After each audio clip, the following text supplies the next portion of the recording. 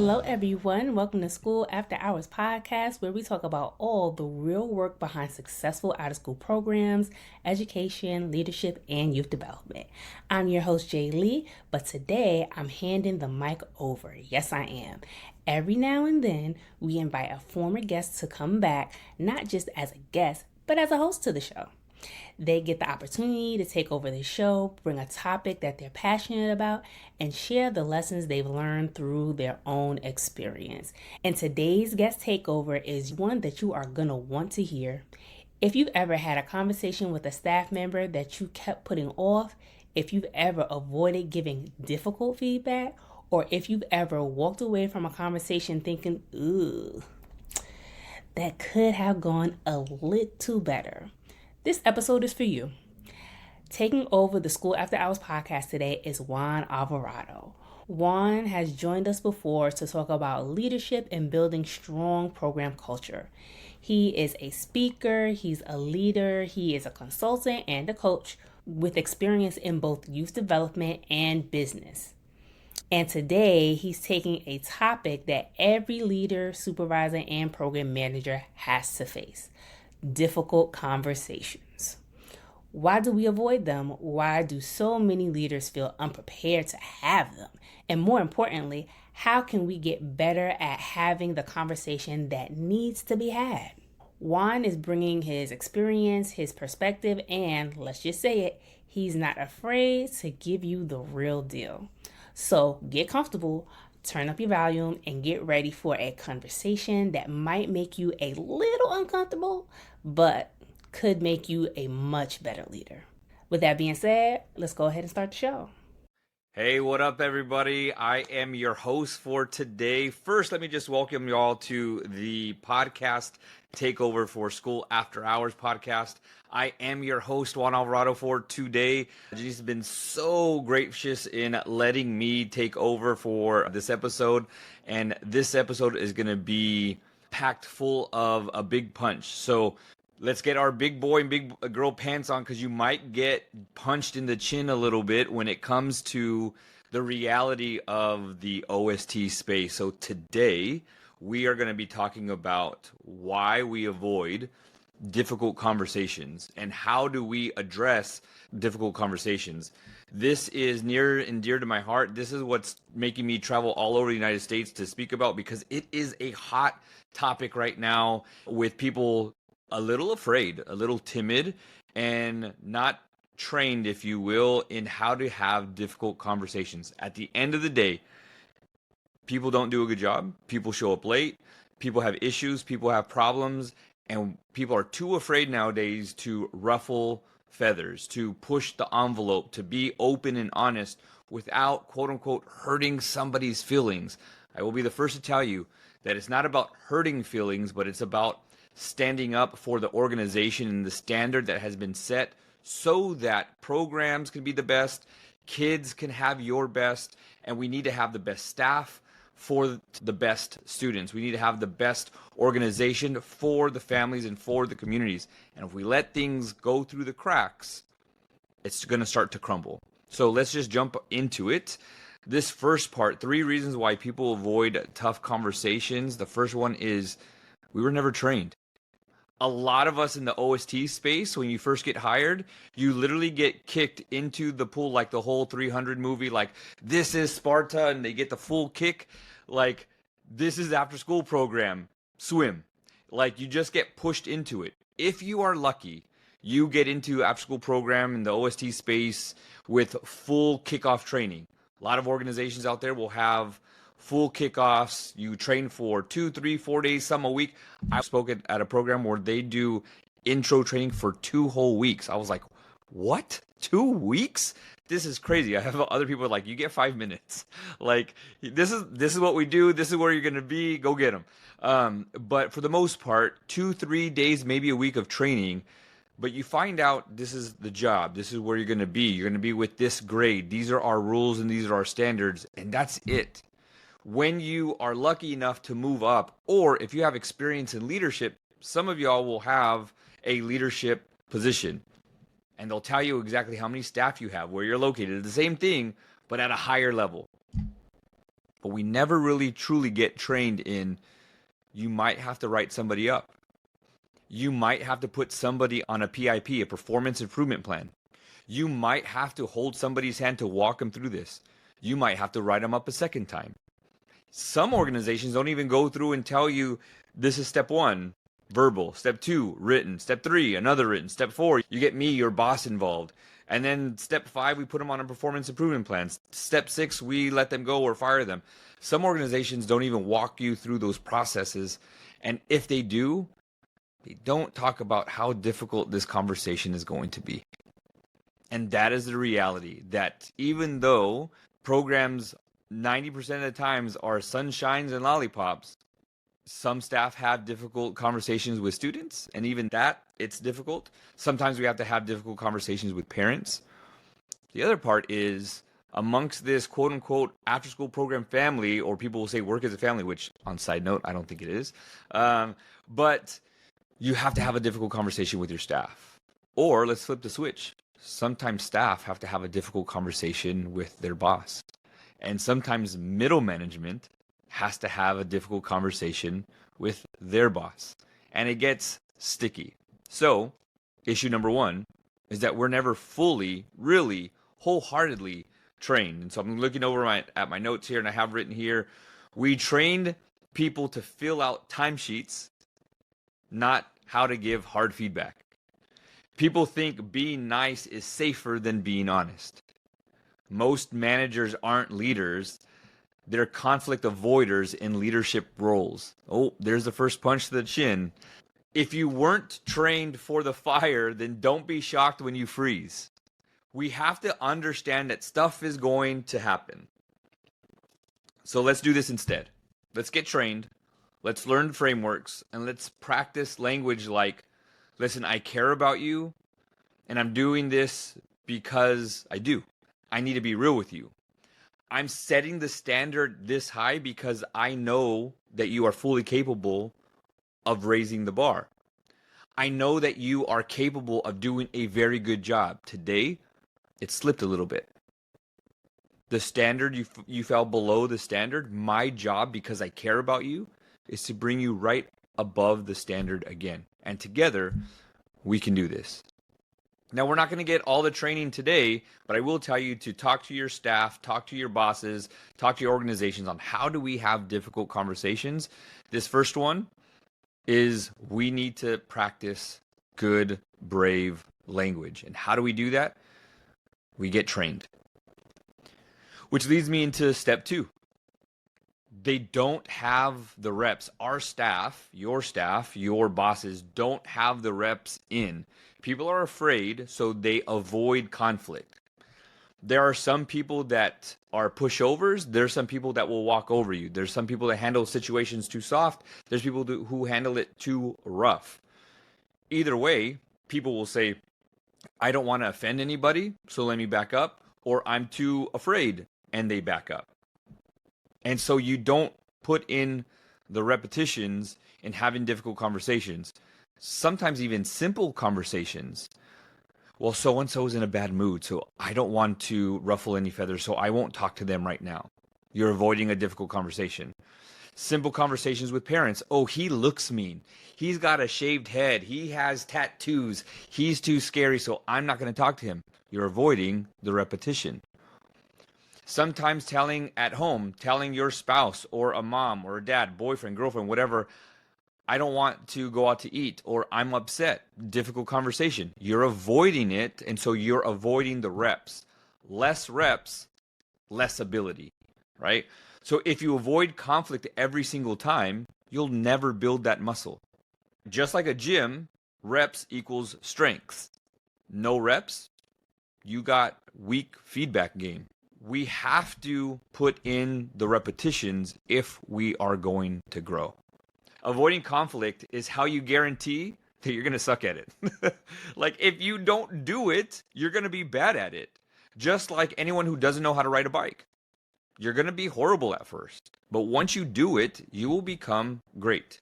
Ride a little bit faster. Ride with one hand. Ride with no hands. Take it off of a jump. Like, you become better at it. So much so that you have other people ask you, How did you get here? How did you do that?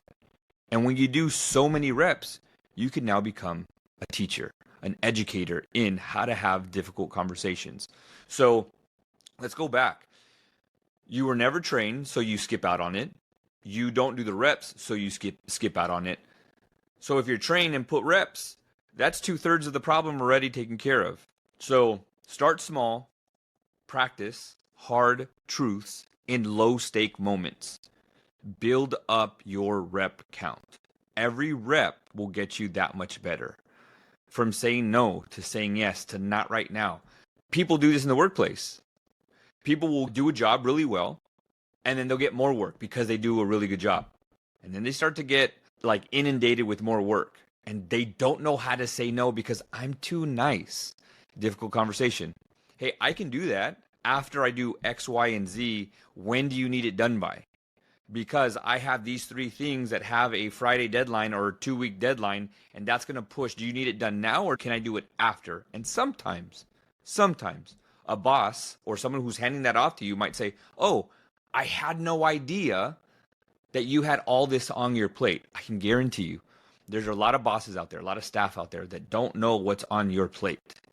So if you can practice this communication is a repetition. Repetition, repetition, repetition, repetition. Build up your rep count. 3, this one's tough. You're carrying childhood conditioning. You're carrying childhood trauma. You had the first punch, here's the next punch. You were brought up to sit down and shut up.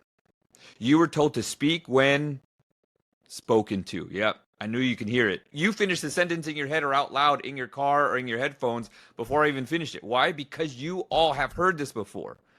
So this little kid, 5, 6, 7, 10, 12, 16-year-old kid, you grew up in a household with just a mother, just a father, maybe both mother and father, uncle, grandma, whoever you were with, and they were from the old school, where they told you to sit down and shut up. And I didn't ask you. Did I ask for your opinion? Boy, you better. And you just learned to keep your mouth shut. Well, that hurt, nonverbal, if you will, to speak up 8, 9, 10, 16-year-old kid became a 21, 22-year-old staff in the OST space and worked their butts off, moved their way up. And now you're 25, 26, 27, 30, 40, however old you are, and now you're in this predicament where you're a leader and you have to have a difficult conversation, but the young you doesn't know how to do it, or the old you doesn't know how to do it. The young you is telling you, don't do it, it's scary, you're going to get yelled at, it's going to go horrible, it's going to go wrong, what if, what if, what if, what if? And you've been conditioned, and you've been carrying that with you. Be quiet, don't talk back, speak when spoken to. That's not leadership training. That's silencing. The little you, like in Spanish, for me, my name is Juan. Little Juan is Juanito. Little Juanito saying, don't do it. Don't do it. Mom's going to get mad. And you got to think, mom, it's not mom, it's boss, or it's my staff. But the little guy in me is saying, don't do it. So we're silencing ourselves. And now you're afraid of adults, afraid of confrontation, and you're wired to avoid discomfort. You weren't born conflict avoidant. You were trained to stay small since you were young. And so we have to go back and rewire ourselves to say, no, listen, if I could have only said something, I know that my voice is valuable. So go back to when you were a kid. Go back to when you were silenced. Go back to where it was first difficult for you and talk to the old self. I had to seriously sit down and do this. I had to sit down and tell myself, hey, Juanito, like 42-year-old me had to sit down, close my eyes, be in the dark, be in peace and quiet, and talk to 12-year-old Juanito and say, hey, listen, it's okay. You do have a voice. What you have to say is important, and it's worth saying. It's going to mend your relationship with mom. It's going to mend your relationship with dad. It's going to mend your relationship with your teacher, with your principal, with whatever. And I went through each age of hurt, if I'm being real with you, and I had to say, you're okay. Let me give you a little something that you don't know. When you turn 22, this is going to happen. When you turn 25, this is going to happen.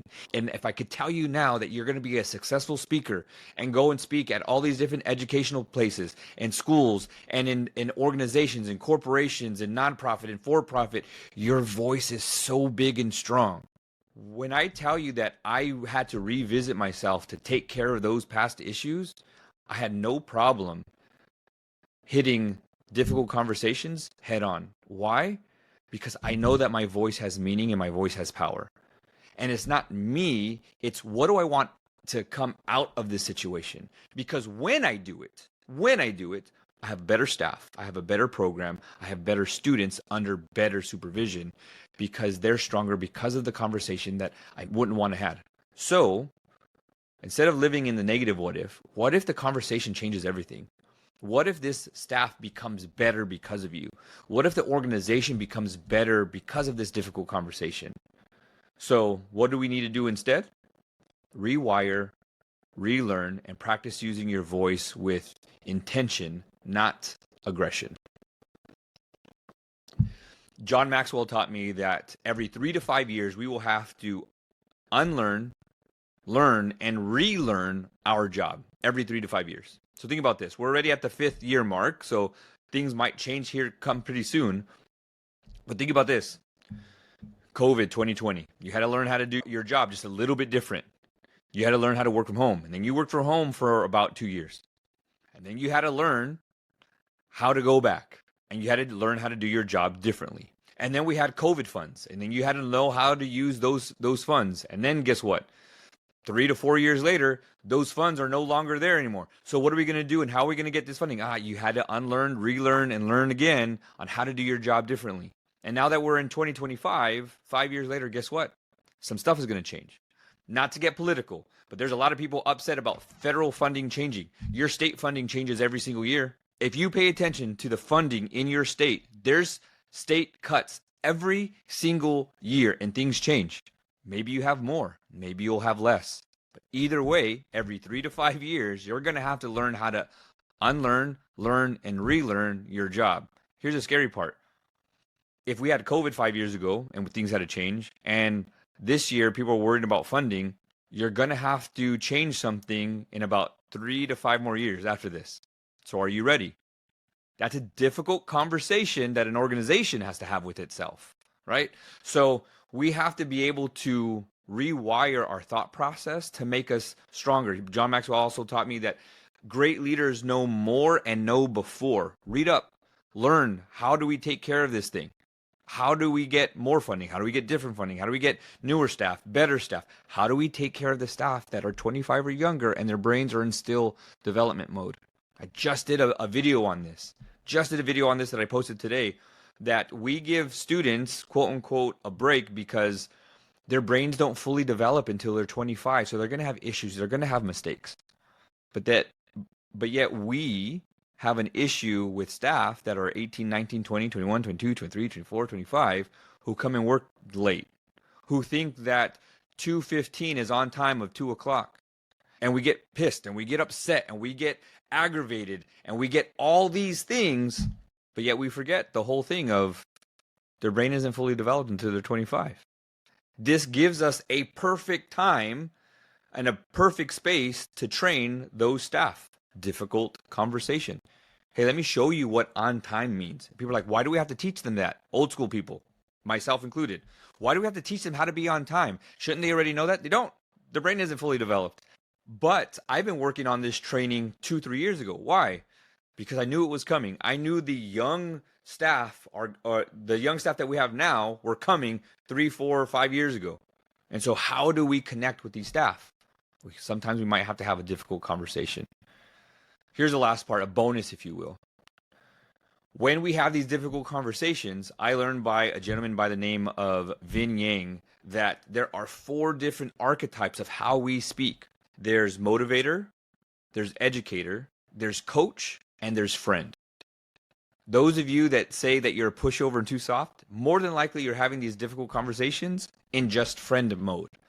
It seems friendly, And so you use vocabulary like, hey, well, something kind of happened yesterday, and I don't know if we're allowed to. And it's, if you don't take yourself serious, your staff's not taking you serious. And so you're using this friendly banter. And so, like, picture this: when a friend tells you, hey, I'm having people come over, I want you to come, be here at 7, what time do you show up? I know for those people that are like me, you're showing up about 45 minutes, an hour late. Like, you are fashionably late. Why? Oh, because we're friends. Don't worry about it. It's cool. So when you're having a difficult conversation, like coming in on time, and you're having this friendly conversation, well, they're not going to take you seriously because you're having this friend talk. Then you have the extreme opposite. You have motivator, right? A way that I used to lead. I had to admit, this is not the way you lead, one, but it took me a while to figure this out, that I would speak from motivator. Look, this is what we're doing. We need everybody to show up. This is the line. This is the standard. I need everybody to do it. You get on the train or you get off. Some people don't like that, and some people do. But I have the whole conversation in motivator. Those pushover people have the conversation just in friend.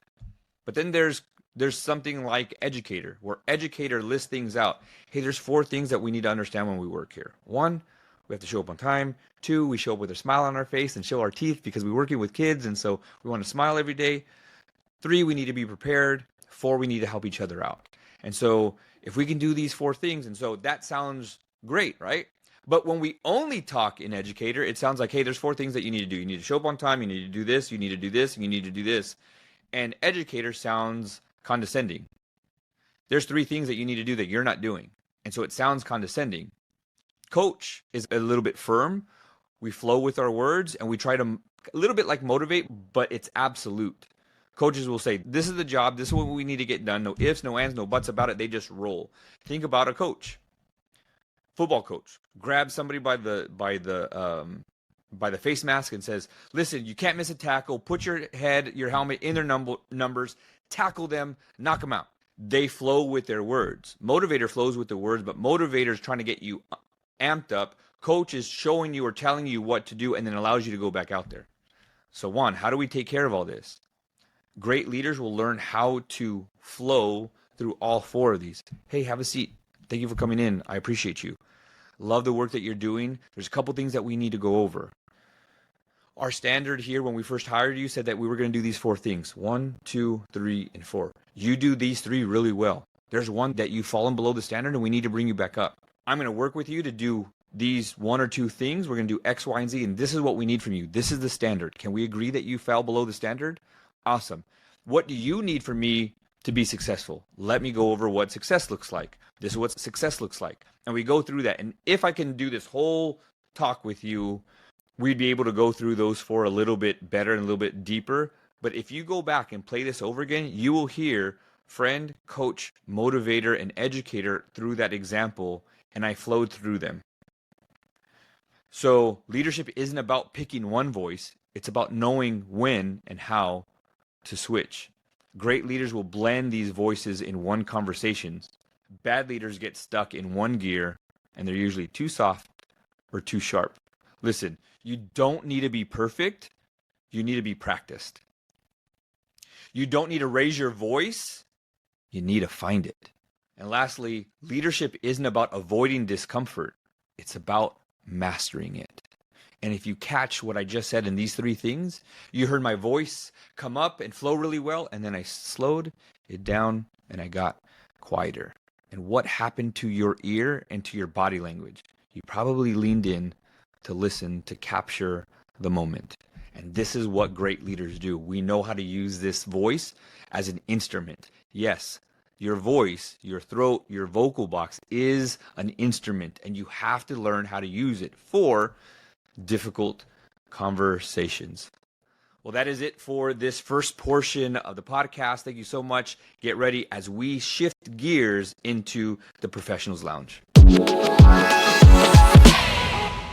Hey, welcome back to the Professionals Lounge. Thank you so much for joining me today. Today, right now in Professionals Lounge, I want to talk to those new professionals, young professionals, and I want to give you some insider information, if you will, on how do you carry yourself a little bit better, do a little bit better.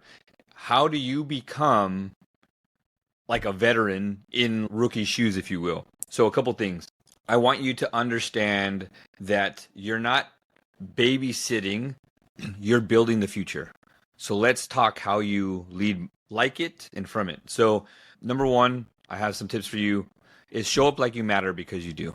I need you to understand that the organization has had a problem or an issue that they needed to solve. The community that you're in has children, youth, that go to school and don't have anything to do from 3 to 6. So the organization has come in to say, we're going to run an after-school program. That matters. Those lives from kinder all the way to high school matter. So how do you show up every single day? Believe that you do. Don't shrink, speak up, ask questions, and offer solutions. You have to show up every single day. Those students are going to show up every single day. One of the things that I say in my keynote is that you are probably the most regular and consistent thing in those kids' lives. Sometimes moms don't show up. Sometimes dads don't show up. Sometimes it's grandma that picks them up, or it's the babysitter that picks them up. Sometimes they play little league soccer, or baseball, football, whatever, and moms and dads can't show up all the time. So there's a lot of inconsistencies in these children's lives, and you're probably the most regular thing in these kids' lives. Show up, and show up with intention, and show up like you matter. If you don't know what to do, ask. You don't know how to build a relationship with a student, ask. All you need to do is show consistency. Show up every single day. People will say, I just want a shortcut. Like, there's no shortcut, right? 5-minute abs, 6-minute abs. No, you can't. You're not going to get abs in 6 minutes. It's the consistency part of it. You'll get that from eating certain things and working out every single day, but you're not going to get it in 4 or 5 minutes. You're not going to build a relationship with a student in 5 minutes, but you can plant a seed. Speak up, ask questions. Your staff and coworkers should be there to help you up. Understand that you're not just a staff. You're setting culture every single day. Every day that you don't show up, you're creating a culture.